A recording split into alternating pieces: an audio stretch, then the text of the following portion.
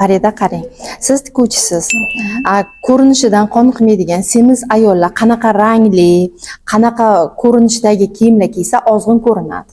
Shu narsalarning ilojisi bormi? Albatta ilojisi bor. Endi to'g'ri, polniy korreksiya qilib bo'lmaydi. Biz dietolog emasmiz, bilan sohamiz emas, lekin kiyimlar bilan ham korreksiya qilish iloji bor. Masalan, bo'yi pastroq to'laroq ayollarimizni tepa qismi ham, past qismi ham bir xil rangdagi bo'lgan kiyimlarni, misol uchun dubeykalarni, ko'ylaklarni tepasi ham, pasti ham bir xil bo'ladigan holatda kiysa, ularning bo'ylarini uzunroq ko'rsatadi. Choklari va chizuvlari vertikalniy tushgan bo'lishi kerak. Vertikal tushgan choklar ham yoki matodagi shu chiziqlar ham odamni yana ham ozg'inroq ko'rsatadi. И vыточкаlar bilan ham buni ancha figurani qolipga solishimiz mumkin.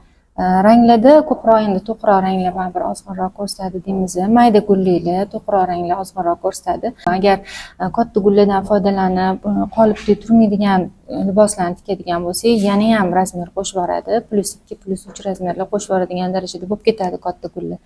Eng yaxshisi to'la ayollarimizga mayda gullar bilan ishlash, chizuvlarni vertikalni olish, choklarni vertikalni olish. Eng yaxshi ozg'in ko'rsatadigan usuli shu.